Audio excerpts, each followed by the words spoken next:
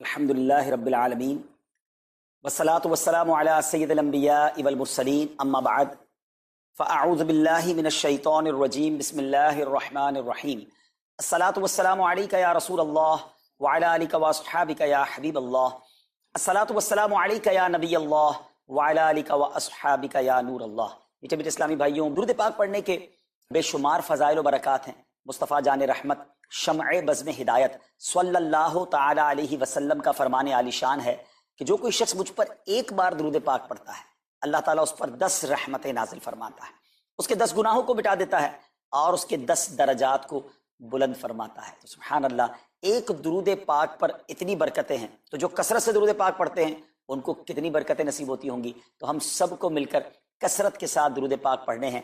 آئیے مل کر محبت کے ساتھ بآواز بلند درود پاک پڑھ لیں۔ صلو علی الحبیب صلی اللہ تعالی علی محمد صلی اللہ علیہ وسلم۔ میٹھے میٹھے اسلامی بھائیو، آج جو ہمارا بیان کا موضوع ہے کہ رمضان کا استقبال کیسے کیا جائے، رمضان کی پریپریشن کیسے کی جائے۔ دیکھیں، ہمارے گھر پہ جب کوئی مہمان آتا ہے ہم اس کی تیاری کرتے ہیں، اس کے لیے ہم ایک اچھی یوں سمجھیے کہ پریپریشن کرتے ہیں، اور جیسا مہمان ویسی تیاری۔ جس کے لیے دل میں زیادہ محبت ہوتی ہے اس کے لیے ہم زیادہ تیاری کرتے ہیں۔ تو اب ذرا آپ سوچئے کہ ایسا مہمان جو ہماری مغفرت کروانے آ رہا ہے، ایسا مہمان جو ہمیں بخشوانے آ رہا ہے، تو پھر ہمیں اس کے لیے کتنی کوشش کرنی چاہیے۔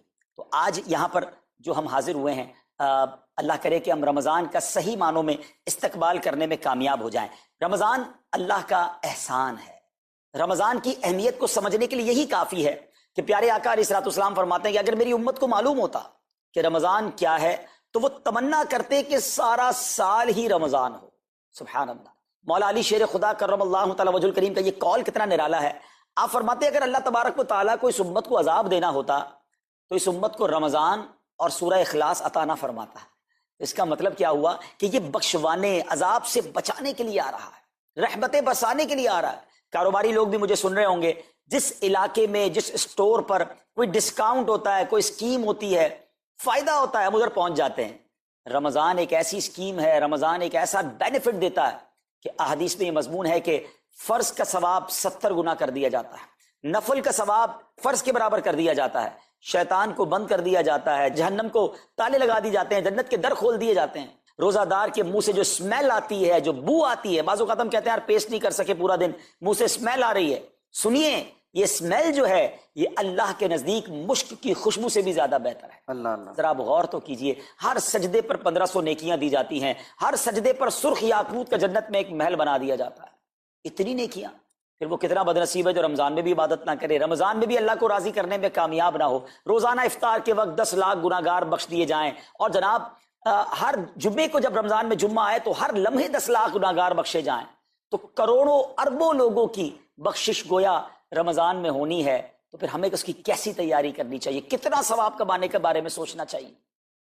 لیکن یہاں ایک اور بڑی امپورٹنٹ بات ہے، ایک تو رمضان میں نیکیاں کرنی ہے، دوسرا بڑا کام یہ کرنا ہے کہ ہمیں رمضان میں گناہوں سے بچنا ہے، کیونکہ عادتیں تو ساتھ ہی لگی ہوئی ہیں نا۔ شیطان بند ہے لیکن ہماری اپنی عادتیں، جس کی روز حرام دیکھنے کی عادت ہے، حرام سننے کی عادت ہے، حرام بولنے کی عادت ہے، ایسا تو نہیں ہوگا نا چاند آتے ہی سارے سوئچ آف ہو جائیں گے، وہ عادتیں ساتھ ہی چل رہی ہوتی ہیں۔ غور کیجئے کہ رمضان میں جو گناہ کرتا ہے نا، اس کا عذاب بھی بڑھ جاتا ہے، اس کی پنشمنٹ بھی بڑھ جاتی ہے۔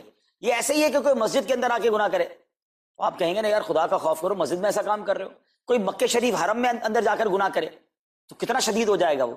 تو رمضان جب اتنا مقدس مہینہ ہے، اس میں گناہ کرنا، اس کی پنشمنٹ بھی زیادہ ہے۔ ایک بار مولا علی شیر خدا کرم اللہ تعالی وجہ الکریم نے ایک قبر والے کا حال دیکھا، اور دیکھا اس قبر والے پر عذاب ہو رہا ہے، اور وہ چلانے لگا، عرض کرنے لگا اے علی میری مدد فرمائیے، اللہ کی بارگاہ میں سفارش کیجئے۔ مولا علی شیر خدا نے ہاتھ اٹھائے کہ اے مولا اسے بخش دے۔ ارشاد ہوا اے علی اس کی سفارش نہ کریں۔ عرض کی مولا وجہ کیا ہے؟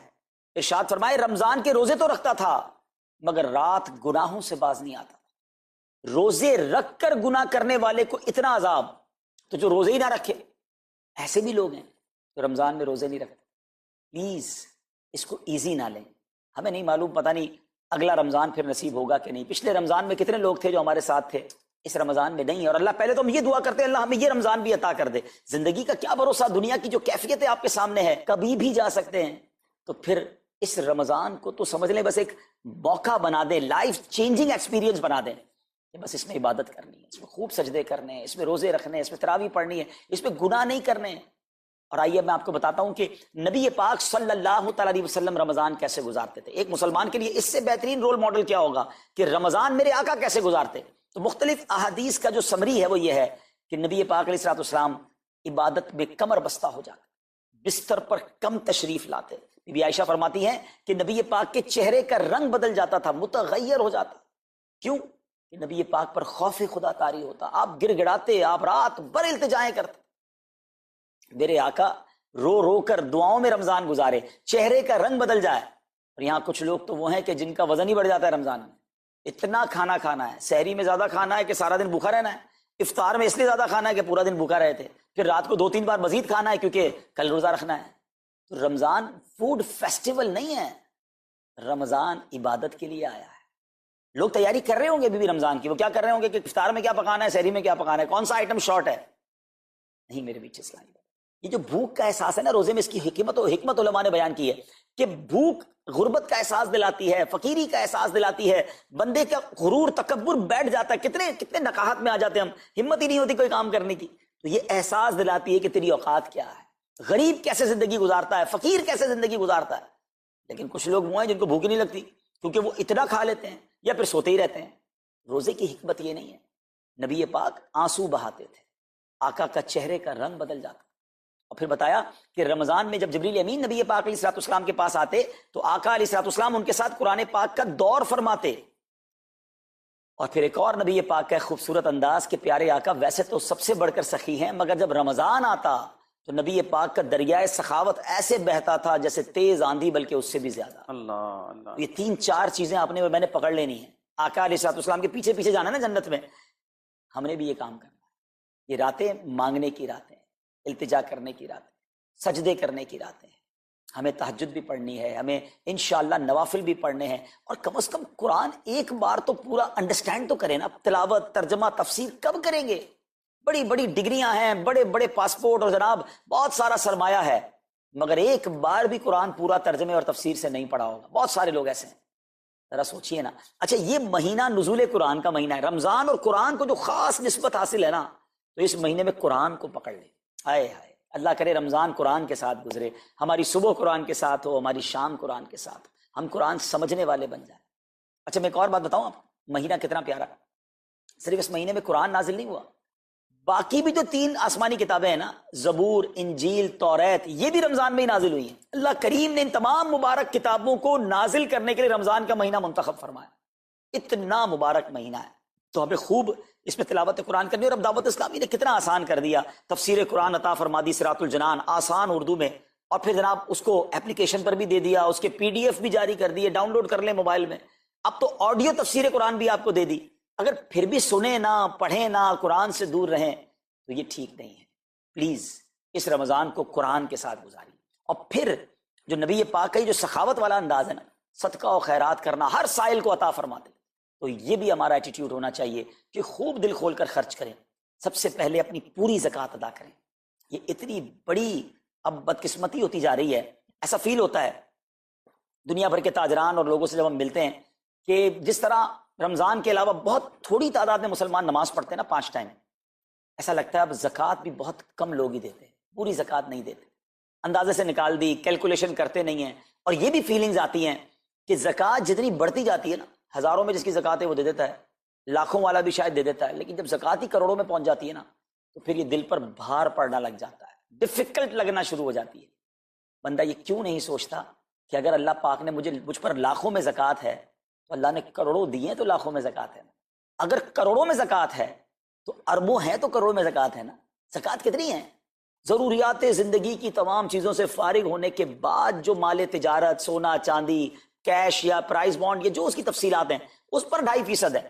میں ایک اور لاجک سے آپ کو بات سمجھاؤں، اگر اس لاجک سے سمجھیں تو زکوٰۃ تو 1-1.5% بنتی ہے۔ وہ کیسے؟ ہم سب کے گھر نکل گئے، اس پہ زکوٰۃ نہیں ہے، ہماری گاڑیاں نکل گئیں، اس پہ زکوٰۃ نہیں ہے، جن کی فیکٹریاں ہیں وہ فیکٹریاں بھی مائنس کر دی گئیں، جن کی دکانیں ہیں وہ دکانیں بھی مائنس ہو گئیں۔ اچھا جناب اس کے علاوہ اگر کرائے پہ کچھ پراپرٹی دی ہوئی ہے اس پر زکوٰۃ نہیں ہے۔ اگر ان سب پر زکوٰۃ ہوتی، یعنی جو کچھ میرے پاس ہے ان سب پر ہوتی تو کتنی زیادہ ہو جاتی، اور اتنی ساری چیزیں نکل گئی تو پھر تو اگر ٹوٹل پر لگائیں تو یہ 1.5% ہی بنتا ہے۔ تو اب جب سب کچھ نکالنے کے بعد تھوڑے سے مال پر 2.5% ہے اور بھی سال میں ایک بار ہے، تو اس کو بھاری نہ سمجھیں، یہ بربادی ہے جو زکوٰۃ نہیں دیتے۔ یاد رکھیے گا حدیث پاک کا مضمون ہے کہ یہ مال کا میل ہے، جس مال سے مل جائے اس مال کو بھی برباد کر دیتا ہے۔ بربادیاں آتی ہیں، بے سکونیاں آتی ہیں، بیماریاں آتی ہیں، اور آگے جو دے دیتا ہے سبحان اللہ، اس کے بارے میں حدیث پاک میں آتا ہے کہ اپنی زکوٰۃ دے کر اپنے مالوں کو مضبوط قلعوں میں قید کر لو، اپنے مال کو سیکیور کریں۔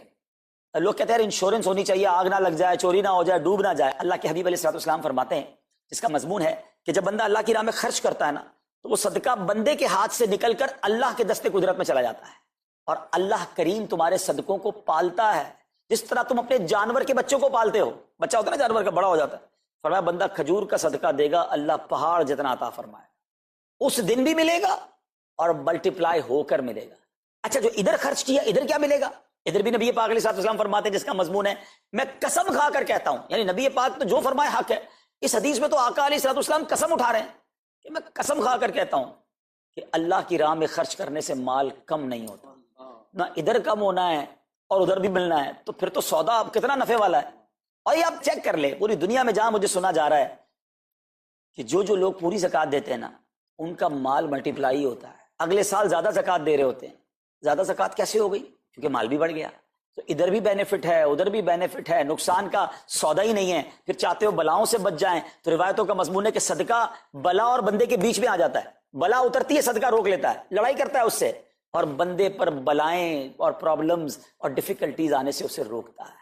اگر چاہتے ہیں کہ برائیوں کے دروازے بند رہیں، چاہتے ہیں کہ بری موت سے بچیں، چاہتے ہیں کہ رزق میں اضافہ ہو، چاہتے ہیں کہ بلاؤں سے بچیں، ادھر بھی مال میں اضافہ ہو ادھر بھی خزانے ملیں، تو اللہ کی راہ میں دل کھول کر خرچ کریں۔ اور یہ مہینہ it's the right month for generosity, یہ بہترین مہینہ ہے سخاوت کرنے کا، کیونکہ نبی پاک کا یہ انداز تھا کہ رمضان میں خوب سخاوت فرماتے تھے۔ تو غریبوں کی مدد کریں، ایسی مدد کریں کہ چہروں پہ مسکراہٹیں آ جائیں، لوگوں کے دسترخوان اچھے ہو جائیں، ان کے گھروں میں بھی کچھ اچھے کھانے پہنچ جائیں۔ اور اس میں سب سے بہترین طریقہ یہ ہے کہ اپنے غریب رشتہ داروں کو آپ مدد کریں۔ اگر وہ مستحق ہے نا زکوٰۃ کے، تو حق ہے کہ سب سے پہلے اپنے غریب رشتہ داروں کو دیں، پھر زکوٰۃ بچ جائے تو عاشقان رسول کی عظیم الشان بڑی تحریک دعوت اسلامی آپ کے سامنے ہے، جو دین متین کی خدمت کر رہی ہے۔ جامعۃ المدینہ ہیں، مدرسے ہیں، بچے اور بچیاں عالم بن رہے ہیں، عالمہ بن رہے ہیں، حافظ بن رہے ہیں، ناظرہ قرآن، اور ان سے کوئی فیس بھی نہیں لی جا رہی۔ ہزاروں بچے فری آف کاسٹ ہمارے پاس ایکوموڈیشن رکھے ہوئے ہیں، جن کو کھانا پینا رہنا دعوت اسلامی نے دینا ہے۔ آپ ذرا سوچئے یہ امت کی کتنی بڑی خدمت ہے کہ علماء دینا، حافظ قرآن، مسجدوں کے امام یہاں سے پروڈیوس ہوتے ہیں۔ اور پھر آگے چلیں تو دعوت اسلامی نے اسلامک میڈیم اسکول بنائے دارالمدینہ، پھر سال کی 600 کے قریب مسجد دعوت اسلامی بناتی ہے۔ میڈیا کے ذریعے جو بے حیائی پھیلائی جا رہی تھی، تو مدنی چینل اردو، پھر مدنی چینل انگلش، پھر مدنی چینل بنگلہ۔ اب بچے مذہبی پروگرام اتنا غور سے نہ دیکھتے تھے، وہ اپنے بچوں کے آئٹمز دیکھنا چاہتے تھے، تو گناہوں بھرے کارٹونز اور پروگرام سے اور پوئمز سے چھڑانے کے لیے Islamic poems, Islamic cartoons, Islamic بچوں کے پروگرام، تاکہ بچے بھی جو ہے وہ الحمدللہ بچے رہیں۔ اور اب اس کی کیا زبردست پاپولیرٹی ہے کہ آپ کڈز مدنی چینل کے یوٹیوب چینل پہ جائیں، ہمارا ایک ایک کلپ 10 ملین 12 ملینز میں دیکھا جا رہا ہے۔ تو کون دیکھ رہا ہے؟ وہ بچے جو گناہوں بھرے کارٹونز دیکھتے تھے، اب الحمدللہ اللہ رسول کی باتیں وہاں سن رہے ہیں۔ پھر آگے چلیں تو دعوت اسلامی جناب یہ دینی کاموں کے ساتھ ساتھ جو ویلفیئر کے کام کر رہی ہے، غریب مسلمانوں کی امداد کا کام، زلزلے اور سیلاب زدگان کی ریسکیو کرنے کا کام، گونگے بہرے نابینا اور معذور افراد کی ریہیبلیٹیشن کا کام، تھیلیسیمیا کے مریضوں کو خون دینے کا کام، 26 لاکھ مسلمانوں کو دنیا بھر میں راشن، کھانا پانی صرف اس ایک سال میں دعوت اسلامی نے پہنچایا۔ تو یہ کمال کی آرگنائزیشن ہے۔ دیکھیں آپ دنیا کی بہت ساری این جی اوز کو جانتے ہوں گے، کوئی مدرسے چلاتا ہے تو مدرسے ہی چلاتا ہے، کوئی مسجد بناتا ہے تو مسجد ہی بناتا ہے، کوئی کھانا کھلاتا ہے تو کھانا ہی کھلاتا ہے، کوئی جناب غریبوں کی مدد تو وہی کام، کوئی ہاسپٹل تو ہاسپٹل۔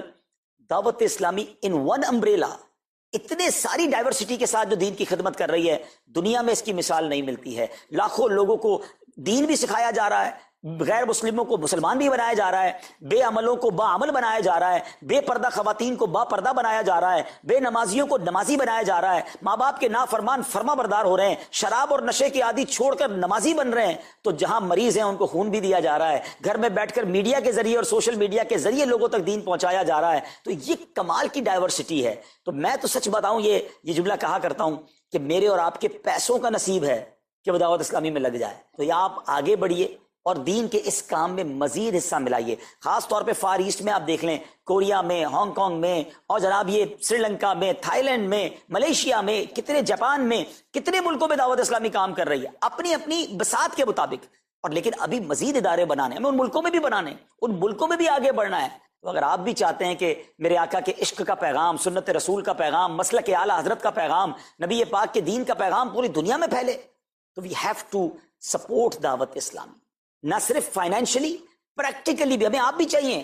خود حصہ ملائیں نا. سیدنا عثمان غنی رضی اللہ تعالیٰ عنہ نے صرف مال نہیں دیا تھا، آپ پریکٹیکلی بھی نبی پاک کے ساتھ شریک ہوتے تھے نا.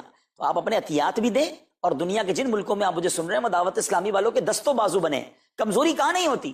ہاں ہمارے گھر میں کمزوری ہوتی ہے، ہم سب مل کر کام کریں گے تو کمزوریاں بھی دور ہوں گی اور ترقی آ جائے گی اور ہمیں اس کا ثواب بھی ملے گا. تو آج میں دنیا بھر میں جہاں مجھے دیکھ رہے ہیں، پلیز اچھی نیتیں کریں.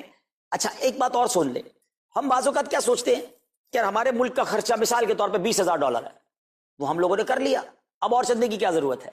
دعوت اسلامی کسی ایک ملک کی نہیں ہے، انٹرنیشنل دعوت اسلامی کے لیے سوچیں. دنیا میں جہاں بھی دین کا کام ہو رہا ہے وہ میرا ہے. یہ میں اپنے ملک اور اپنی سٹی کے بارے میں سوچوں گا تو شاید میں بڑا کام نہ کر سکوں. آپ کو تو موقع مل رہا ہے انٹرنیشنلی مدنی کاموں میں اپنا حصہ ملائیں. دعوت اسلامی کو دل کھول کر سپورٹ کریں. ہم انشاءاللہ جتنے عطیات بڑھیں گے انشاءاللہ مزید مدنی کام بڑھانے کا ارادہ رکھتے ہیں. اللہ کریم اپنی بارگاہ میں ہم سب کا جمع ہونا قبول فرمائے اور دل کھول کر خرچ کرنا نصیب فرمائے، اور اس رمضان کو ہماری مغفرت کا ذریعہ بنا دے. اس رمضان کو نبی پاک علیہ الصلوۃ والسلام کے نقش قدم کے مطابق چل کر گزارنے کی توفیق عطا فرمائے. صلو علی الحبیب صلی اللہ تعالی علی محمد صلی اللہ علیہ وسلم. سورہ کوثر. سورہ کوثر کا تعارف، مقام نزول. علامہ علی بن محمد خازن رحمۃ اللہ تعالی علیہ فرماتے ہیں سورہ کوثر جمہور مفسرین کے نزدیک مکیہ ہے اور بعض مفسرین کے نزدیک مدنیہ ہے. آیات، کلمات اور حروف کی تعداد، اس صورت میں 1 رکوع، 3 آیتیں، 10 کلمے اور 42 حروف ہیں. کوثر نام رکھنے کی وجہ، کوثر سے دنیا اور آخرت کی بے شمار خوبیاں مراد ہیں اور جنت کی ایک نہر کا نام بھی کوثر ہے. اس سورت کی پہلی آیت میں یہ لفظ موجود ہے، اس مناسبت سے اسے سورہ کوثر کہتے ہیں. سورہ کوثر کے مضامین.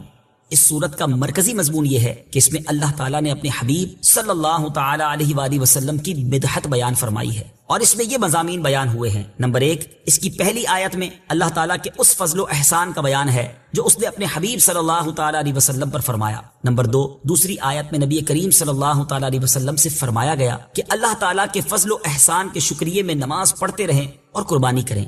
نمبر 3، تیسری آیت میں فرمایا گیا کہ جو اللہ تعالیٰ کے حبیب صلی اللہ تعالی علیہ وآلہ وسلم کا دشمن ہے وہی ہر خیر سے محروم ہے. سورہ ماعون کے ساتھ مناسبت. سورہ کوثر کی اپنے سے ماقبل سورت ماعون کے ساتھ مناسبت یہ ہے کہ سورہ ماعون میں کافروں اور منافقوں کی جو صفات بیان کی گئیں ان کے مقابلے میں سید المرسلین صلی اللہ تعالی علیہ وآلہ وسلم کے اوصاف سورہ کوثر میں بیان کیے گئے. بسم اللہ الرحمن الرحیم. ترجمہ، اللہ کے نام سے شروع جو نہایت مہربان رحمت والا ہے. اِنَّا أَعْطَيْنَاكَ الْكَوْثَرَ فَصَلِّ لِرَبِّكَ وَانْحَرْ إِنَّ شَانِئَكَ هُوَ الْأَبْتَرُ. ترجمہ، اے محبوب، بے شک ہم نے تمہیں بے شمار خوبیاں عطا فرمائیں تو تم اپنے رب کے لیے نماز پڑھو اور قربانی کرو، بے شک تمہارا دشمن ہی ہر بھلائی سے محروم ہے. إِنَّا أَعْطَيْنَاكَ الْكَوْثَرَ. اے محبوب، بے شک ہم نے تمہیں بے شمار خوبیاں عطا فرمائیں. تفسیر صراط الجنان میں ہے کوثر کی تفسیر میں مفسرین کے مختلف اقوال ہیں. ان سب اقوال کا خلاصہ یہ ہے کہ اے محبوب، بے شک ہم نے تمہیں بے شمار خوبیاں عطا فرمائیں اور کثیر فضائل عنایت کر کے تمہیں تمام مخلوق پر افضل کیا. آپ کو حسن ظاہر بھی دیا، حسن باطن بھی عطا کیا، نسب عالی بھی، نبوت بھی، کتاب بھی، حکمت بھی، علم بھی، شفاعت بھی، حوض کوثر بھی، مقام محمود بھی، امت کی کثرت بھی، دین کے دشمنوں پر غلبہ بھی، فتوحات کی کثرت بھی، اور بے شمار نعمتیں اور فضیلتیں عطا کی جن کی انتہا نہیں. آیت إِنَّا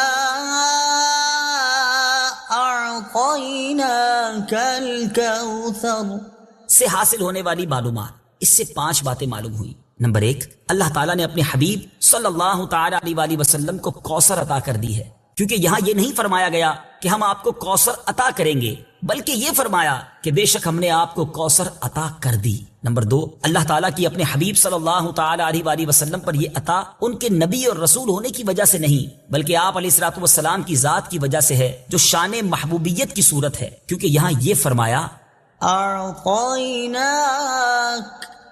ہم نے آپ کو عطا فرمائی، یہ نہیں فرمایا کہ اعطینا الرسول یا اعطینا النبی۔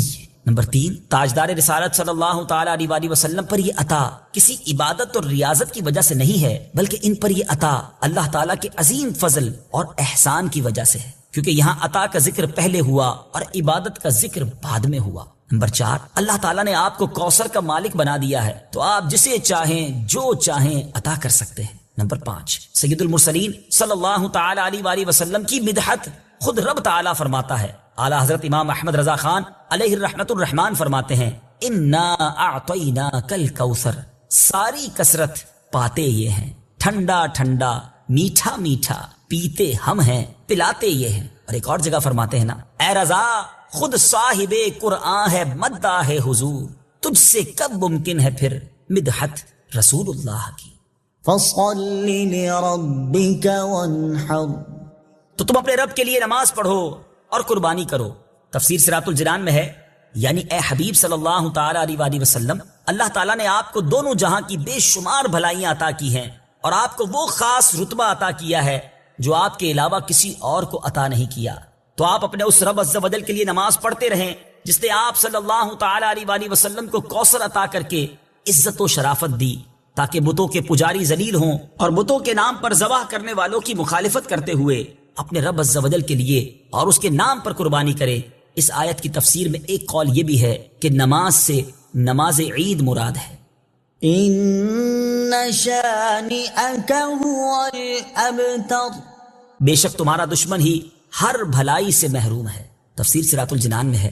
شان نزول، جب سید المرسلین صلی اللہ تعالی علیہ وآلہ وسلم کے فرزند حضرت قاسم کا وصال ہوا تو کفار نے آپ کو ابتر یعنی نسل ختم ہو جانے والا کہا، اور یہ کہا کہ اب ان کی نسل نہیں رہی، ان کے بعد اب ان کا ذکر بھی نہ رہے گا اور یہ سب چرچا ختم ہو جائے گا۔ اس پر یہ سورہ کریمہ نازل ہوئی اور اللہ تعالیٰ نے ان کفار کا بالغ رد فرمایا، اور اس آیت میں ارشاد فرمایا کہ اے حبیب صلی اللہ تعالی علیہ وآلہ وسلم، بے شک تمہارا دشمن ہی ہر بھلائی سے محروم ہے، نہ کہ آپ، کیونکہ آپ کا سلسلہ قیامت تک جاری رہے گا، آپ کی اولاد میں بھی کثرت ہوگی اور آپ کی پیروی کرنے والوں سے دنیا بھر جائے گی۔ آپ کا ذکر ممبروں پر بلند ہوگا، قیامت تک پیدا ہونے والے عالم اور واعظ اللہ تعالیٰ کے ذکر کے ساتھ آپ کا ذکر کرتے رہیں گے، اور آخرت میں آپ کے لیے وہ کچھ ہے جس کا کوئی وصف بیان ہی نہیں کر سکتا۔ تو جس کی یہ شان ہے وہ ابتر کہاں ہوا، بے نام و نشان اور ہر بھلائی سے محروم تو آپ کے دشمن ہیں۔ اعلیٰ حضرت امام احمد رضا خان رحمت اللہ تعالی علیہ اس صورت کی تفسیر بیان کرتے ہوئے فرماتے ہیں، عاص بن وائل شقی نے جو صاحبزادہ سید المرسلین صلی اللہ تعالی علیہ وآلہ وسلم کے انتقال پرملال پر حضور کو ابتر یعنی نسل بریدہ کہا، حق تعالی نے فرمایا إنا أعطيناك الكوثر، بے شک ہم نے تمہیں خیر کثیر عطا فرمائی، کہ اولاد سے نام چلنے کو تمہاری رفعت ذکر سے کیا نسبت، کروڑوں صاحب اولاد گزرے جن کا نام تک کوئی نہیں جانتا، اور تمہاری ثنا کا ڈنکا تو قیامت تک اکناف عالم اور اطراف جہاں میں بجے گا، اور تمہارے نام نامی کا خطبہ ہمیشہ ہمیشہ اطباق فلک آفاق زمین میں پڑھا جائے گا۔ پھر اولاد بھی تمہیں وہ نفیس و طیب عطا ہوگی جن کی بقا سے بقائے عالم مربوط رہے گی۔ اس کے سوا تمام مسلمان تمہارے بال بچے ہیں، اور تم سب مہربان ان کے لیے کوئی نہیں، بلکہ حقیقت کار کو نظر کیجئے تو تمام عالم تمہاری اولاد مانوی ہے، کہ تم نہ ہوتے تو کچھ بھی نہ ہوتا، اور تمہارے ہی نور سے سب کی آفرینش ہوئی۔ اسی لیے جب ابو البشر آدم تمہیں یاد کرتے تو یوں کہتے، یا ابنی صورتن و ابایا معنن، اے ظاہر میں میرے بیٹے اور حقیقت میں میرے باپ۔ پھر آخرت میں جو تمہیں ملنا ہے اس کا حال تو خدا ہی جانے، جب اس کی یہ عنایت بے غایت تم پر مبذول ہو تو تم ان اشقیاء کی زبان درازی پر کیوں ملول ہو، بلکہ فصل لربك وانحر، رب کے شکرانے میں اس کے لیے نماز پڑھو اور قربانی کرو۔ إن شانئك هو الأبتر، جو تمہارا دشمن ہے وہی نسل بریدہ ہے کہ جن بیٹوں پر اسے ناز ہے، یعنی عمرو و حشام رضی اللہ تعالی عنہما، وہی اس کے دشمن ہو جائیں گے اور تمہارے دین حق میں آ کر بوجائے اختلاف دین اس کی نسل سے جدا ہو کر تمہارے دینی بیٹوں میں شمار کیے جائیں گے۔ پھر آدمی بے نسل ہوتا تو یہی صحیح کے نام نہ چلتا، اس سے نام بد کا باقی رہنا 1000 درجے بدتر ہے۔ تمہارے دشمن کا ناپاک نام ہمیشہ بدی و نفرین کے ساتھ لیا جائے گا اور روز قیامت ان گستاخیوں کی پوری سزا پائے گا۔ والعیاذ باللہ تعالی۔ اس سے معلوم ہوا کہ حضور پر نور صلی اللہ تعالی علیہ وآلہ وسلم کا اللہ تعالیٰ کی بارگاہ میں مقام اتنا بلند ہے کہ ان کے گستاخ کو اس کی گستاخی کا جواب خود رب تعالیٰ دیتا ہے۔ سچی بات سکھاتے یہ ہیں، سیدھی راہ چلاتے یہ ہیں۔ سچے نبی کا غلام کیسے جھوٹا ہو سکتا ہے؟ اور اتنا سخت عذاب ہے جھوٹ بولنے والے کے بارے میں۔ نبی پاک علیہ الصلوۃ والسلام کو شب معراج کے ایک شخص دکھایا گیا کہ جس کو فرشتے اس کے ایک گال پر، کبھی آپ ڈینٹسٹ کے پاس گئے؟ ڈینٹسٹ جب کسی کی داڑھ وغیرہ میں کوئی علاج کرتا ہے نا تو منہ کو کھولتا ہے زیادہ، جب زیادہ منہ کھلتا ہے تو بہت درد ہوتا ہے، جبڑے بھی درد ہونا شروع ہو جاتے ہیں۔ نبی پاک فرماتے ایک زنبور ہوگا، لوہے کا ہک کہہ لے، ایک بندے کے گال میں ڈالا گیا اور اس کو چیرتے ہوئے فرشتے گدی تک لے گئے۔ دوبارہ ادھر آیا فرشتہ اور یہ والا گال بھی چیرتے ہوئے گدی تک لے گیا۔ جب یہ والا گال گدی تک لے گیا تو یہ ٹھیک ہو گیا، یہ دوبارہ کام شروع ہو گیا۔ ایک کے بعد ایک کنٹینیو عذاب ہو رہا ہے۔ نبی پاک نے کوشچن کیا کہ یہ کون ہے، اس شخص کو یہ عذاب کیوں ہو رہا ہے؟ کہ حضور یہ جھوٹ بولنے والے تھے، جو دنیا میں جھوٹ بولتے تھے۔ کیوں جھوٹ بولتے؟ نبی پاک علیہ الصلوۃ والسلام فرماتے جب بندہ جھوٹ بولتا ہے نا تو اس کی منہ سے ایک ایسی بدبو نکلتی ہے کہ اس منہ سے فرشتہ 1 میل دور چلا جاتا ہے۔ اب مجھے کئی لوگ ملتے ہیں، آپ کو بھی ملتے ہوں گے، یار مزہ نہیں ہے طبیعت میں، گھر میں برکت نہیں ہے، کاروبار ٹھیک نہیں ہے، جو دیکھو بیمار ہے، ٹینشن بڑی ہے، گھر میں لڑائی جھگڑے بڑے ہیں۔ میں آپ سے پوچھتا ہوں آپ کے گھر میں رحمت کے فرشتے کیسے آئیں گے؟ آپ جھوٹ بول بول بول کر رحمت کے فرشتے دور کر دیے۔ خدا را سمجھیے، جھوٹ اللہ کو سخت ناپسند ہے۔ مسلمان کیسے جھوٹا ہو سکتا ہے؟ اس کو منافق کی نشانی کہا گیا۔ تو اپنی زبان سے اگر جنت حاصل کرنی ہے تو اس زبان کو جھوٹ سے بچانا ہوگا۔ اور اسی جھوٹ کا ایک اور عجیب و غریب کانسیپٹ اب کیا آ گیا ہے کہ اب جوکس بنانے، جب سے سوشل میڈیا آیا ہے ہماری نوجوان نسل کو تو پاگل کر کے رکھ دیا ہے۔ سارا ٹائم ہمارا جناب سوشل میڈیا میں جا رہا ہے۔ اب کیا ہو گیا، میرے وہ بھائی جو اب پتہ نہیں وہ ٹک ٹاک بناتے ہیں، اب پرینک کا زمانہ آ گیا ہے کہ جناب کسی کے ساتھ پرینک کریں گے، تھوڑا مزہ آئے گا، اس کو ستائیں گے، اس کے ساتھ کوئی ایسا جھوٹ بولیں گے۔ پہلے تو اپریل فول پر جھوٹ بولتے تھے، اب اس کو کنڈیم کرتے تھے، اب تو پورا سال ہی فول ہے بھائی۔ جس کو دیکھو نیا پرینک بنانا ہے، کیا بنانا ہے، فلاں کو کہیں گے تیری ماں بیمار ہو گئی، فلاں کو کہیں گے یہ مسئلہ ہو گیا، اس کے سامنے کوئی ایسی بات کریں گے جس سے وہ پریشان ہو جائے، اس کی ویڈیو بنائیں گے۔ استغفر اللہ، سوچئے آپ گناہ کی بھی ویڈیو بنا رہے ہیں اپنی کچھ چھوٹی سی ویڈیو کے لیے۔ جو ٹک ٹاک بناتے ہیں، جو ویڈیوز بناتے ہیں اور چاہتے ہیں میرے کچھ لائکس آ جائیں، میں ذرا تھوڑا سا پاپولر ہو جاؤں، یہ چند لائکس تمہیں مروا نہ دیں۔ آپ گناہ کی گواہی چھوڑ رہے ہیں۔ سوچو، ایک گناہ وہ تھا رات کے اندھیرے میں بندے نے کیا، اللہ جانتا ہے، وہ جانتا ہے، اور توبہ کر لے اللہ سے، وہ کریم ہے، معاف کر دے گا۔ مگر آپ اپنا گناہ کر کے ویڈیو پہ چھوڑ کے جا رہے ہیں۔ میں مر بھی جاؤں تب بھی لوگ دیکھتے رہیں اور مجھے قبر میں بھی گناہ ملتا رہے۔ سوچیے کیا کر رہے ہیں، یہ شیطان کدھر لے جا رہا ہے آپ کو ویڈیو بنانی ہے، سبحان اللہ، کوئی نیکی کی بات کر کے ویڈیو چھوڑ دیں، لاکھوں لوگ دیکھیں، اللہ کرے اور آپ کو روز ثواب ملتا رہے۔ میں دنیا میں نہ رہوں، لوگ میرا بیان سنیں، لوگ میری بات سنیں اور اللہ کرے عمل کرتے رہے اور مجھے قبر میں بھی ثواب کا تحفہ ملتا رہے۔ وہ لوگ جو ثواب جاریہ والی زندگی گزارتے ہیں، اللہ انہیں مبارک کرے۔ مگر سوچے وہ شخص کہ وہ ایسا گناہ کر کے جا رہا ہے کہ خود دنیا میں نہ رہے، وہ گناہ باقی رہے گا، اس پر لوگ عمل کرتے رہیں گے، اور ایسا نہ ہو تمہیں قبر میں بھی عذاب ملتا رہے۔ خدا را، یہ کدھر جا رہے ہیں ہم لوگ؟ یہ کون سی دنیا کی طرف ہم چلے گئے؟ چند لائکس کے لیے جناب میرے ویوز بڑھ جائیں، مجھے تھوڑے سے یوٹیوب یا فلاں سوشل میڈیا سے پیسے مل جائیں گے۔ حرام، جہنم میں لے جانے والا کام ہے۔ یہ جو لوگوں کو ستانے کے لیے جھوٹ بولتے ہیں نا، چند دوست مل کر کسی کی فلم چڑھاتے ہیں کہ چلو یار ذرا مل کے مزہ لیتے ہیں، یاد رکھو حدیث پاک کا مضمون ہے۔ میں آپ کو خدا کی قسم ایسی حدیث سنانے جا رہا ہوں کہ جتنی بار سنانا آپ کہتے ہیں اب تو مذاق میں کر رہے ہیں۔ ارے اسلام تو وہ ہے جو آنکھ کے ذریعے بھی تکلیف دینے کا منع کرتا ہے۔ حدیث پاک سناتا ہوں، نبی پاک فرماتے ہیں کسی مسلمان کے لیے جائز نہیں کہ دوسرے مسلمان کی طرف آنکھ سے ایسے اشارہ کرے کہ جس سے اسے تکلیف پہنچے۔ آنکھ بھی ایسے غصے کی نظر سے بھی نہیں دیکھنا کہ وہ ڈر جائے۔ ادھر تو گالیاں دیتے ہیں، ہیں ہاتھا پائی کرتے ہیں, چھوٹی چھوٹی بات پر لڑائی کرتے ہیں, بتاؤں گا میں کون ہوں, پتہ نہیں میں کتنا سینئر طالب علم ہوں, پتہ نہیں میرا کیا عہدہ ہے, میں کس خاندان سے تعلق رکھتا ہوں, میرے پیچھے کون ہے تجھے معلوم نہیں, میرے تعلق کدھر تک ہے. ارے ٹھیک ہے تم آج پاورفل ہو, کوئی تمہارا بگاڑ نہیں سکتا, جو منہ میں آتا ہے تم کہتے ہو, جیسا آتا ہے ظلم کرتے ہو, مگر یاد رکھنا قیامت کا دن ہوگا, مظلوم کا ہاتھ ہوگا اور ظالم کا گریبان ہوگا, اللہ تعالیٰ مظلوم کے ساتھ ہوگا. یہاں جو کرنا ہے کر لو, رب کی بارگاہ میں تمہاری نہیں چلے گی, اور ادھر پیسے دے کر جان نہیں چھوٹے گی, ادھر نیکیاں دینی پڑیں گی. تم نے نمازیں پڑھی ہوں گی, تمہاری نمازیں کوئی لے جائے گا, تمہارے روزے کوئی لے جائے گا, اور اگر عبادتیں نہ ہوئیں تو سامنے والے کے گناہ تمہارے سر ڈالے جائیں گے. وہ حدیث تو بچپن سے سنی ہے نا کہ مسلمان وہ ہے, حدیث پاک کا مضمون ہے, جس کی زبان ہاتھ سے دوسرا مسلمان محفوظ رہے. مگر بتاؤ نا جب ہم سے کون محفوظ ہے؟ یہ جو مذاق کرتے ہیں میں ان کو حدیث سنانا چاہتا ہوں, اللہ کرے ان لوگوں تک پہنچے کہ جو لوگ لوگوں کا پرانک بنا کر, لوگوں کے ساتھ مذاق کر کے کچھ انجوائمنٹ کر رہے ہوتے ہیں. حدیث پاک ہے, سنو, نبی پاک علیہ الصلوۃ والسلام فرماتے ہیں کہ قیامت کا دن ہوگا اور مذاق اڑانے والوں کو بلایا جائے گا جنت کی طرف کہ آؤ جنت کے دروازے میں آ جاؤ. وہ لوگ بھاگتے ہوئے جنت کے دروازے کی طرف جب پہنچیں گے وہ دروازہ بند کر دیا جائے گا.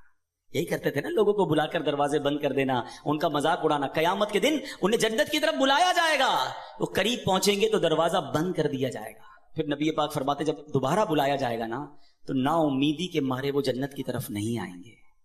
آج لوگوں کا مذاق اڑانے والوں کا اگر قیامت میں یہ حال ہوا تو کیا بنے گا؟ نہ پہنچائے تکلیف. نہیں چاہیے مجھے لائکس, نہیں چاہیے میری پاپولیرٹی کہ میں کسی کو تکلیف دے کر مشہور ہو جاؤں, کسی کا مذاق اڑا کر میرے دوست خوش ہو جائیں. اللہ کو راضی کرنے کی فکر کرو. میں بہت ساری باتیں زبان کے حوالے سے کر سکتا ہوں مگر ایک لمیٹڈ ٹائم ہے بیان کا. میں صرف ہائی لائٹ کرنا چاہتا ہوں. Try to understand. یہ زبان, حدیث پاک میں نے آپ کو سنائی ہے کہ نبی پاک نے گارنٹی دی ہے, جو اپنی زبان اور شرم گاہ کی مجھے گارنٹی دے میں اسے جنت کی گارنٹی دیتا ہوں. یہ زبان اچھی استعمال کرو. اللہ نے یہ زبان اتنی بڑی نعمت دی ہے. میں نے ابھی آپ کو ذکر کروایا نا, کتنا کما لیا آپ نے. تلاوت قرآن کریں اس زبان سے, اس زبان سے ذکر اللہ کریں, اس زبان سے درود پڑھیں, اس زبان سے اچھی بات کریں, اس زبان سے کسی سے ہمدردی کی بات کر لیں, کسی کے دل میں خوشی داخل کر لیں. بندہ کہنے یار میں تو غریب آدمی ہوں, میں کسی کے دل میں کیسے خوشی داخل کر دوں؟ نہیں جناب, آپ مسکرا کر بھی خوش کر سکتے ہیں کسی کو, پیار سے مل کر, گرم جوشی سے مل کر خوش کر سکتے ہیں, آپ کسی کے ہمدردی کے دو بول کر خوش کر سکتے ہیں. مگر ادھر تو ہر کوئی دل توڑنے کے لیے تیار ہے, لڑنے کے لیے تیار ہے. Everybody ready to fight. خدارا نرم ہو جائیں, شفیق ہو جائیں. جنت میں جانا ہے نا تو کچھ تو احتیاط کر رہی ہوگی نا. دعوت اسلامی میں ایک بڑا پیارا نعرہ لگایا جاتا ہے, وہ کیا ہے؟ پہلے تولو بعد میں بولو. ہم بول کے تول رہے ہوتے ہیں, یار کیا بول دیا پتہ نہیں کیا ہوگا, اب استاد صاحب تو ناراض ہو جائیں گے, لگتا ہے پروفیسر صاحب بالکل ناراض ہو جائیں گے, لگتا ہے فلاں رشتہ دار تو اب میرے سے بالکل مخالف ہو جائے گا, ارے وہ پارٹنر تو لگتا ہے پارٹنرشپ ختم ہی کر دے گا, میں نے پتہ نہیں کیا بول دیا. بھائی بولنے سے پہلے سوچنا تھا نا, بولنے کے بعد پچھتا رہے. اللہ کرے کہ زبان کا صحیح استعمال, اس زبان سے غیبت نہ کریں, اس زبان سے دل آزاری نہ کریں, اس زبان سے فحش باتیں نہ کریں, گندی باتیں نہ کریں. اس زبان کو اچھے استعمال میں لائیں, انشاءاللہ یہی زبان آپ کو جنت میں پہنچا دے گی. وہ پنجابی شاعر کتنی پیاری بات لکھتے ہیں, زبان, آنکھیں, دل ان گندے کاموں کے لیے اللہ نے نہیں دی ہے. اللہ نے کیوں دیا ہے؟ سبحان اللہ. وہ کہتے ہیں دل یاد بنایا ہے تعریف لئی زبان, دل یاد بنایا ہے تعریف لئی زبان, اکھیاں بنائیاں سونے دے دیدار واسطے. اللہ نے ان کاموں کے لیے دل, زبان اور آنکھیں دی. گندی چیزیں دیکھنے کے لیے آنکھیں تھوڑی دی ہیں. ان آنکھوں سے مدینہ نہیں دیکھنا. عاشق رسول تو تمنا کرتا ہے کہ میرے خواب میں نبی پاک کی زیارت ہو جائے, تو جس کو نبی پاک کو دیکھنا ہے وہ گندی چیزیں کیسے دیکھ رہا ہے؟ ناپاک آنکھوں سے پھر آقا کا زیارت کیسے کرے گا؟ آنکھوں کو بچائیں حرام سے, زبان کو بچائیں حرام سے, کان کو بچائیں حرام سے. یقین کریں یہ آنکھیں اور کان. اب میں آتا ہوں دوسرے ٹاپک کی طرف. یہ دوسرا ٹاپک کیا ہے کہ شرم گاہ کو حرام سے بچانا ہے. یہ جو انسان بدکاری اور بے حیائی کی طرف جاتا ہے نا, یہ فوراً نہیں چلا جاتا. بڑی پیاری بات علماء کہتے ہیں, پہلے آنکھ بہکتی ہے, پھر دل بہکتا ہے, پھر انسان بدکاری کی طرف جاتا ہے, پھر وہ گناہ کا بڑا کام کرتا ہے. کہ تنہائی کے گناہ سے بچنا یہ بڑی کمال کی بات ہے, اور یہ بڑے کہتے ہیں اللہ والوں کا طریقہ ہے. اللہ نصیب کر دے کہ جب گناہ کا موقع ہے, کوئی نہیں دیکھ رہا, اس وقت اے کاش دل پر یہ خیال جاں گزی ہو جائے کہ رب دیکھ رہا ہے. ایک بار حضرت ابراہیم بن ادم رحمت اللہ تعالی علیہ کی بارگاہ میں ایک شخص آیا، آ کر کہتا ہے حضور میں گناہ سے نہیں بچ پاتا. پلیز ذرا غور سے سنیے گا، بہت خوبصورت کیور اور پریکاشن ہے گناہوں سے بچنے کے حوالے سے اس واقعے میں. کہتا ہے حضور میں بچنا چاہتا ہوں، گناہ ہو ہی جاتا ہے. ہو سکتا ہے میرے بھائی یا نوجوان بھی ایسے ہوں کہ جو چاہتے ہیں گناہ نہ کریں مگر گناہ ہو جاتا ہے. حضرت ابراہیم بن ادم نے کہا اچھا ایسا کرو، گناہ کرنا چاہتے ہو؟ کہتا ہاں بچ نہیں پاتا، مجھے کرنا پڑتا ہے گناہ. کہا ٹھیک ہے، اب جب بھی تمہارا گناہ کرنے کا جی چاہے نا تو اللہ کا رزق کھانا چھوڑ دینا. کہتا حضور یہ کیسے پاسبل ہے؟ دنیا میں جو کچھ ہے وہ اللہ نے عطا کیا، اس کے بغیر تو جی نہیں سکوں گا. کہا اچھا اب گناہ کرنے کا جی چاہے تو ٹھیک ہے گناہ کر لینا، مگر ایسی جگہ جا کے کرنا جہاں اللہ نہ دیکھ رہا ہو. تو کہتا حضور east west north south every where جدھر بھی جاؤں گا اللہ تو دیکھ رہا ہے نا، وہ اللہ کی کائنات ہے. اچھا ایسا کرو، گناہ کرنا ہے نا کرو، مگر اللہ کی زمین سے اللہ کی کائنات سے نکل کر لو. میں اس کی ملک اور اس کی ملکیت والی جگہ سے بھی باہر نہیں جا سکتا. اچھا گناہ کرنے کا جی چاہے ٹھیک ہے کرنا چاہے تو کر لینا، مگر جب ملک الموت تمہاری روح قبض کرنے آئے نا تو ان کو منع کر دینا کہ نہیں میری روح قبض نہ کریں، میں نے ابھی توبہ کرنی ہے. تو کہا حضرت nobody have power to deny.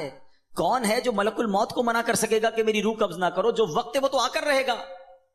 فرمایا اچھا پھر ایسا کرو گناہ جتنے کرنے کر لو، مگر قیامت کے دن جب فرشتے تمہیں جہنم کی طرف لے جانے لگے نا تو ان کو منع کر دینا کہ نہیں میں نہیں جاتا. کہا حضرت یہ کس کے پاس پاور ہے؟ وہ تو گھسیٹتے ہوئے جہنم میں لے جائیں گے، وہاں تو جو حکم ہو گیا اس پر عمل ہوگا. اب حضرت ابراہیم بن ادم نے پہلے کہتے ہیں نا مقدمہ، ایک آپ کہتے ہیں نا پہلے جزیات جمع کیے، باقاعدہ اس کا مائنڈ سیٹ بنایا، اب اسے خوبصورت سمری بیان کی. فرماتے بیٹا ایک بات سنو، تم اللہ کا رزق کھانا چھوڑ نہیں سکتے، اللہ کے ملک سے باہر جا نہیں سکتے، مرنے سے پہلے ملک الموت آئے تو ان کو منع نہیں کر سکتے، جہنم کے فرشتے تمہیں عذاب کے لیے لے جائیں تو ان کو بھی روک نہیں سکتے. جب یہ سارے کام نہیں کر سکتے تو پھر ایک کام کر لو، گناہ کرنا ہی چھوڑ دو. پھر وہ بندہ زارو کتار رونے لگا اور کہتا ہے حضرت میں وعدہ کرتا ہوں آج کے بعد گناہ نہیں کروں گا. اے میرے بھائیوں میرے نوجوانوں، میں بہت اچھی طرح جانتا ہوں، میں آپ کی لائف گزار چکا ہوں، میں بھی اسٹوڈنٹ رہا ہوں. یہ لائف بڑی ڈیفیکلٹ ہے، شیطان اس میں بڑا حملہ کرتا ہے، نفس بڑا حملہ کرتا ہے، گناہوں کی طرف بہت کھینچتا ہے. مگر یہ ولیوں کا شیوا ہے کہ وہ جوانی میں عبادت کرے. اللہ کو بڑا پسند ہے وہ نوجوان. اللہ فرشتوں پر فخر فرماتا ہے کہ دیکھو میرا بندہ جوان ہے اور میری عبادت کر رہا ہے. مگر آج جوان کہتا ہے جوانی تو دیوانی ہے، مزے کرنے کے دن ہیں. مولوی صاحب بوڑھا ہونے کے بعد میں اللہ اللہ ہی کروں گا، 40-50 سال کے بعد میں مسجد میں بھی چلا جاؤں گا، میں داڑھی بھی رکھ لوں گا، ابھی تو انجوائے کرنے دو. چلو آج آپ اور میں ایک ڈسکس کر لیتے ہیں. If you want to enjoy in this life، آپ چاہتے ہیں کہ ابھی مزے کرنے دیں، بعد میں نے توبہ کر لینی ہے، تو ایک چھوٹی سی ڈیبیٹ آپس میں کر لیتے ہیں. چلیں جناب، آپ میں سے کون ہے اتنے بڑے ہال میں جس کے پاس یہ گارنٹی ہے کہ وہ 50 سال کا ہونے تک زندہ رہے گا؟ Anybody have guarantee? Nobody has guarantee. 50 سال زندگی مجھے ملے گی، کوئی ہے؟ نہیں ہے. چلیں ایسا کوئی بھائی بیٹھا ہو جو بتائے جو 1 سال میں زندہ رہوں گا. Nobody has guarantee for live for 1 year. چلو 1 ہفتہ زندہ رہنے کی گارنٹی ہے، کل صبح تک زندہ رہنے کی گارنٹی ہے. سمجھدار لوگ ہیں، میری بات آپ فالو کر رہے ہیں. اٹ مینز آگاہ اپنی موت سے کوئی بشر نہیں، سامان 100 برس کا ہے، پل کی خبر نہیں. آپ کہتے ہیں میں بوڑھا ہو کے توبہ کر لوں گا. ارے آج دنیا سے میں جا سکتا ہوں اور آج چلا گیا تو اللہ کو کیا جواب دوں گا؟ حرام کرتے ہوئے، شراب پیتے ہوئے، بدکاریاں کرتے ہوئے، گرل فرینڈ اور بوائے فرینڈ بنا کر حرام باتیں کرتے ہوئے کدھر جاؤ گے؟ قبر میں کیا جواب دو گے؟ دیکھیں یہ دنیا تھوڑی ہے، میں نے آپ کو جنت کا ریوارڈ بتایا ہے، وہاں نہ ختم ہونے والی نعمتیں ہیں. دنیا کی ایکسپائری ڈیٹ ہے، we have to go from this world. ہم سب نے دنیا سے جانا ہے، مگر جنت میں جو چلا گیا اسے موت نہیں آنی ہے. ہم فیہا خالدون، قرآن کا وعدہ ہے کہ ہمیشہ ہمیشہ جنت میں رہیں گے. تو کیوں نہ میں اس ریوارڈ کی تیاری کروں؟ یہاں نفس کہے گا تھوڑی دوستی کر لے، نفس کہے گا تھوڑی بری چیزیں دیکھ لے، انٹرنیٹ پر نئی فلم آئی ہے، فلاں جگہ کانسرٹ ہو رہا ہے، ارے سارے دوست نشہ کر رہے ہیں، تو بھی تھوڑے سے سپ لگا لے. آج اپنے آپ کو روکنا ہے، مجھے دنیا کی گندی شراب نہیں پینی، مجھے جنت کی پاکیزہ شراب پینی ہے. مجھے دنیا کی بے حیائی نہیں کرنی، گندی عورتوں اور لڑکیوں کی طرف نہیں جانا ہے. میری بہنیں اگر سن رہی ہیں وہ نیت کریں کہ ہم پردہ کریں گے، ہم بوائے فرینڈ کی طرف نہیں جائیں گے. انشاءاللہ ہم جنت کی نعمتیں حاصل کریں گے، جنت کا گھر حاصل کریں گے. یہ تھوڑی سی زندگی صبر سے گزار لو، تھوڑی سی زندگی توبہ کر لو. آج تھوڑی دیر ہال فل ہو گیا ہے، مجھے بھی پسینہ آ رہا ہے، آپ کو بھی گرمی لگ رہی ہوگی، مگر مجھے بتائیے قیامت کے دن گرمی کیسی ہوگی؟ جب 50,000 سال کا دن ہوگا، سورج 1.25 میل پر ہوگا، زمین تانبے کی ہوگی، دیر از نو شیڈو، اللہ کے عرش کے سوا پوری قیامت کے دن کوئی سایہ نہ ہوگا. سبحان اللہ. نبی پاک فرماتے ہیں جس دن اللہ کے عرش کے سوا کوئی سایہ نہ ہوگا، چند خوش نصیب ایسے ہوں گے جنہیں اللہ کے عرش کا سایہ نصیب کیا جائے گا. ان 7 قسم کے لوگوں میں ایک قسم وہ ہے کہ وہ نوجوان جس کی جوانی عبادت میں گزری، قیامت کے دن اللہ کے عرش کا سایہ نصیب ہوگا. پلیز اپنی جوانی کو بچا لو. ایک بزرگ تھے، 100 سال عمر ہو گئی، ان کی آنکھیں بھی صحیح، ان کے دانت بھی صحیح، ان کی سماعت بھی صحیح، ایوری تھنگ پرفیکٹ، جوان. لوگوں نے کہا حضور 100 سال میں تو بندہ بستر سے لگ جاتا ہے، your every part of the body is perfect, یہ کیسے پاسبل ہے؟ کمال کا جواب دیا. کہتے ہیں میں نے جوانی میں اپنے in part of the body کو اللہ کی نافرمانی میں صرف نہیں کیا، بڑھاپے میں اللہ تعالیٰ نے میرے نازا کو سلامت کر رکھا ہے. آپ اچھا بڑھاپا گزارنا چاہتے ہیں نا تو پاکیزہ جوانی گزاریے، خدا را اپنے آپ کو بچائیے. اپنی شرمگاہ کی حفاظت کیسے ہوگی؟ جب آپ حرام دیکھنا بند کریں گے. سرما لگاتے ہوں گے آپ، ٹھیک ہے نا؟ سرما لگاتے وقت ہاتھ کانپتا ہے کہ یار تھوڑا سا احتیاط سے لگانا ہے، کہیں آنکھ میں سلائی نہ لگ جائے. اتنی نازک ہے میری اور آپ کی آنکھیں. موٹر سائیکل پر تو جاتے ہیں، کبھی کبھی کچرا آنکھ میں آ جائے، لال ہو جاتی، سرخ ہو جاتی آنکھ. ٹرائی ٹو انڈرسٹینڈ، اتنی نازک آنکھیں ہیں، اور ان آنکھوں کو جو حرام سے فل کر رہا ہے، روزانہ انٹرنیٹ پر نہ جانے کیا کیا دیکھ رہا ہے. حدیث پاک کا مضمون ہے جو اپنی آنکھوں کو حرام سے بھرتا ہے، قیامت کے دن ان کی آنکھوں میں جہنم کی آگ ڈالی جائے گی. کیسے برداشت کریں گے؟ ہم بہت کمزور ہیں میرے بھائیوں، خدا را توبہ کر لیجیے. اور ہم اللہ سے دعا کرتے ہیں کہ مولا کمزور ہیں، گناہ گار ہیں، بڑی خطائیں ہو گئی ہیں، مالک تیرے دربار میں حاضر ہو گئے ہیں. اللہ پچھلے گناہ معاف کر دے اور اگلی زندگی اچھی عطا کر دے، ہمیں نیک بنا دے. ہم آ جاتے ہیں شیطان کے واروں میں، کمزور ہیں. مالک تو طاقتور ہے، ہماری مدد کر، ہمیں حرام دیکھنے سے بچا، ہمیں حرام سننے سے بچا، ہمیں حرام بولنے سے بچا، ہمیں اپنی اعضاء کو حرام کاریوں سے بچانا نصیب فرما. اور جن خوش نصیبوں کو نبی پاک نے جنت کی گارنٹی دی ہے، اے اللہ ان خوش نصیبوں میں ہمیں بھی شامل فرما لے. یہ بدکاری کتنا برا گناہ ہے. یہ جو لوگ حرام کاری کی طرف جاتے ہیں تھوڑی سی انجوائمنٹ کے لیے، ایسے پروگرامز میں جانا جو آپ کا دل اس طرف لے جائیں حرام کاری کی طرف، ہمیں پہلے پریکاشن کرنی ہوگی کہ تاکہ ہم اس طرف نہ جائیں اور اپنے آپ کو بچا لیں. تو آج میرا میسج یہی ہے، آج میرا پیغام یہی ہے کہ خدا را اپنی زبان کی حفاظت کریں، اپنی آنکھوں کی حفاظت کریں، اپنی پاکیزگی کی حفاظت کریں، نہ جائیں حرام کاریوں کی طرف. اب اس میں بہت بڑا پرابلم پتہ ہے کیا ہے؟ یہ باتیں سن کر ہو سکتا ہے، I'm not sure کہ سب کا ذہن بن رہا ہو، مگر ایسے سعادت مند بھی ہوں گے جن کا یہ ذہن بن رہا ہوگا کہ یہ ٹھیک بات کر رہے ہیں. مجھے اکیلے قبر میں جانا ہے اور اپنی کرنی کا جواب اکیلے ہی دینا ہے. اب اگر مجھے اپنی قبر روشن کرنی ہے تو مجھے ان گناہوں سے بچنا ہوگا. یاد رکھو، جس طرح فیوچر برائٹ کے بارے میں سوچتے ہو نا کہ برائٹ فیوچر ہو جائے، کبھی برائٹ گریو کے بارے میں سوچا میری قبر بھی برائٹ ہو جائے؟ کیونکہ قبر 2 طرح کی ہوگی. There are only 2 types of graves. رسول اللہ صلی اللہ علیہ وسلم فرماتے قبر 2 طرح کی ہوتی ہے. حدیث پاک کا مضمون ہے، یا تو جنت کا باغ یا دوزخ کا گھڑا. Now it's up to you which type of grave you like to live. کتنے سال قیامت تک کے لیے اس قبر میں رہو گے اور کیسے رہو گے؟ جہنم کے گھڑے میں، سانپ اور بچھوؤں میں، یا جنت کے باغ میں؟ یہ آپ نے ڈیسائیڈ کرنا ہے. اب پرابلم کیا ہے کہ اس طرح کی سپیچز، اس طرح کے پروگرامز دل پر اثر کرتے ہیں، مگر جب یہاں سے فارغ ہوں گے تو وہی دوست ہیں، وہی گیدرنگ ہے. یار چھوڑو یار، مولوی صاحب تو ڈرانے والی باتیں کر رہے تھے، پھر چلتے ہیں انجوائے کرتے ہیں. اب بندہ کہ یار میں ذرا نماز پڑھنے جا رہا ہوں، ارے کیا مولوی ہو گیا ہے، بار بار نماز پڑھ رہا ہے. ایسے دوست جو ہے نا وہ ہمیں نیک نہیں بننے دیں گے. اگر آپ کا یہ ذہن بن گیا ہے کہ میں نے نیک بننا ہے، اللہ کو راضی کر کے جنت میں جانا ہے. آپ پڑھائی کے لیے کیا کرتے ہیں؟ کیا آپ نے اگر اچھے مارکس لینے ہیں تو ان ڈل دوستوں کے ساتھ بیٹھتے ہیں جو پڑھتے نہیں ہیں، یا آپ ان لوگوں کو ڈھونڈتے ہیں جو پڑھاکو ہوتے ہیں، جن کے پاس نوٹس بنے ہوئے ہوتے ہیں کہ یار ان کے ساتھ بیٹھوں گا تو اچھی سبق کی تیاری ہو جائے گی، یہ اچھے اسٹوڈنٹ سے میں بھی اچھا بن جاؤں گا. دنیا میں جب آپ کو یہ پتا ہے کہ اچھوں کی صحبت اچھا بناتی ہے، تو اگر آخرت کی تیاری کرنی ہے نا میرے بھائیوں، میرے اسلامی بھائیوں، تو آپ کو نیکوں کی صحبت اختیار کرنی ہوگی. وہ دوست کس کام کے جو نماز پڑھنے پر میرا مذاق ہو رہا ہے. مجھے تو وہ دوست چاہیے کہ میں نماز کے لیے نہ جاؤں تو مجھے یاد دلائے کہ بھائی چل دونوں بھائی نماز پڑھتے ہیں، جنت میں جانا ہے. خدا را ایسی کمپنی ڈھونڈو، اس کمپنی سے اپنے آپ کو بچائیے. اچھے کی صحبت تجھے اچھا بنائے گی، برے کی صحبت تجھے برا بنا دے گی. تو خدا را اچھوں کی صحبت تلاش کیجیے. آج کے دور میں بہت بڑی نعمت دعوت اسلامی کا ماحول ہے، جو ہمیں ایسے دوست دیتا ہے جو ہمیں آخرت کی یاد دلاتے ہیں. احادیث کا مضمون ہے دوست وہ ہوتا ہے جسے دیکھ کر خدا یاد آ جائے.